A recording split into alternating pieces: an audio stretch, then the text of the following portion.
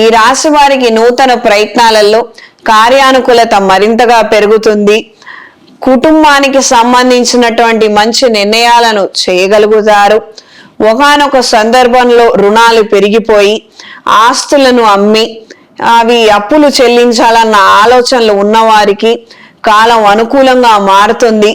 కార్యజయాన్ని కలిగి ఉంటారు. కొత్త ప్రాజెక్ట్స్ క్లయింట్స్ కోసం ప్రయత్నం చేసే వారికి, ప్రమోషన్స్ పబ్లిసిటీ చేసుకునే వారికి కాలం అనుకూలంగా ఉంటుంది. మీరు ఏ నిమిత్తమైతే అవి స్టార్ట్ చేశారో అందులో మంచి పురోగతిని సాధించగలుగుతారు. అంటే ఒక 10 మంది వస్తారనుకుంటే ఒక 6 వచ్చే అవకాశం అయితే ఉంది. మీ ప్రయత్నం మీరు చెయ్యండి. గుడ్ విల్ కోసం చేసే ప్రయత్నాలు, గుడ్ విల్ ఇంప్రూవ్ కోసం చేసుకునే ప్రయత్నాలు కలిసి వస్తాయి.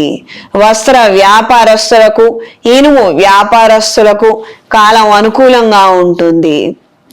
ఈ రాశిలో జన్మించిన స్త్రీలకు కొత్త పరికరాలను కొనుగోలు చేయాలని, అధునాతన సాంకేతిక అంశాల పట్ల పరిశోధన చేయాలని, ఆయా వృత్తి విభాగాలలో ఆయా కంపెనీలలో పనిచేయాలన్న ఆలోచనలు కలిసి వస్తాయి. ఆ నిమిత్తం కొన్ని అడిషనల్ కోర్సులను కూడా చేయగలుగుతారు. విశేష సమాచారాన్ని గ్రహించగలుగుతారు. చేసే ప్రతి ప్రయత్నంలోనూ అనుకూలమైన మార్పులు ఉంటాయి.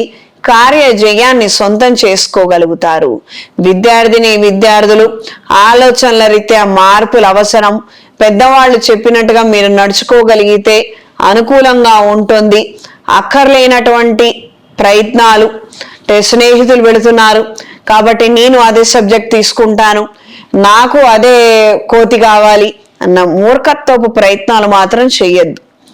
ఇక్కడ ఇంతవరకు వీళ్ళతో చదివాము, వీళ్ళు స్నేహితులు, నెక్స్ట్ ఫర్దర్ లైఫ్ ఇంకొక దానికి వెళతాము, నెక్స్ట్ ఇంకో ప్రయత్నం చేస్తాము, అక్కడ కొత్త స్నేహాలు అవుతాయి.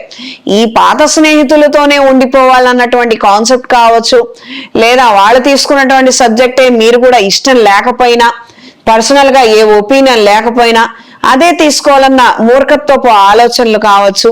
ఇవి వదిలేసి పెద్దవాళ్ళు చెప్పినట్టుగా నడుచుకోండి, మంచి ఎక్కువ జరుగుతుంది. ఈ రాశిలో జన్మించిన వారికి ఈ వారం కలిసొచ్చే రంగు ఆకుపచ్చ, కలిసొచ్చే దిక్కు పడమర, కలిసొచ్చే సంఖ్య 6. ప్రతిరోజు దుర్గాదేవి స్తోత్రాన్ని పఠించండి. రాబోయే మహాశివరాత్రి రోజున పసుపుతో, కుంకుమతో, యజ్ఞభస్మంతో శివాభిషేకం జరిపించండి. అనుకూలమైన మార్పులు ఏర్పడతాయి.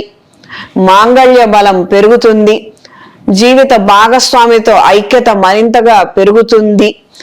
యజ్ఞభస్మంతో చేస్తున్నటువంటి అభిషేకం కాబట్టి ఐశ్వర్య ప్రాప్తి కలుగుతుంది.